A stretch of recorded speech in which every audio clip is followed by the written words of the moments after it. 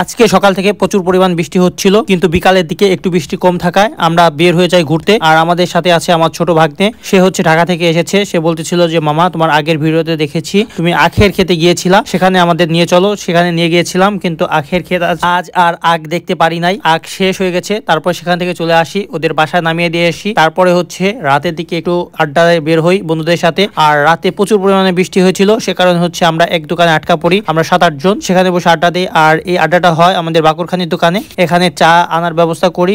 রাস্তার অপোজিট সাইডে চায়ের দোকান আছে, সেখান থেকে ছোট ভাই চা নিয়ে আসে। আর আমার এক বন্ধু রাজনৈতিকবিদ, সে হচ্ছে বড় লেভেলের রাজনীতিবিদ। সে যে লেভেলেরই রাজনীতিবিদ হোক না কেন, সে আমার বন্ধু, এটাই বড় কথা। আর সে যে দলেরই হোক না কেন, সেটা আমার দেখার বিষয় না। আর সেখান থেকে চলে যাই বৃষ্টি কমার পরে রাস্তার অপোজিট সাইডে। সেখানে হচ্ছে এলাকার এক ভাই দোকান দিয়েছে, পাশাপাশি দুইটা, একটা হচ্ছে মেবি জামা কাপড়ের দোকান, সেটা হচ্ছে ডেকোরেশন করতেছে। আর একটা হচ্ছে খেলাঘর। আর এই খেলাঘরে হচ্ছে সকল ধরনের আইটেম পাওয়া যাবে। তাদের মৌখিক ভাষায় জানতে পারলাম। আর আমাদের সাথে আছে এই পাঞ্জাবি পরা ভাইটি, ইনার হচ্ছে ছেলের দোকান, নতুন দিয়েছে যেহেতু, সে কারণে আমাদের ডাকলো, যে বললো তোমরা একটু দেখে যাও, আর তোমার যে বন্ধু বান্ধব আছে তাদের আসতে বলিও। এখানে হচ্ছে একটা জামা কাপড়ের দোকান দিবে, আর একটা অলরেডি খেলাঘরের দোকান করে দিয়েছে। এখানে সকল ধরনের জিনিসপত্র পাওয়া যাবে, তারা যেটা বললো। আর আমাদের মুর্শিদপুরে মোটামুটি ভালোই কিছু দোকান হয়েছে, বিশেষ করে খেলাধুলার। আর এটার নাম হচ্ছে রবিন খেলাঘর। আমাদের বয়সী একটা ছেলে, সে অত্যন্ত ভালো এবং মিশুক। সকলে আসবেন। ধন্যবাদ জানাই সকলকে যারা এত সময় ভিডিও দেখেছেন।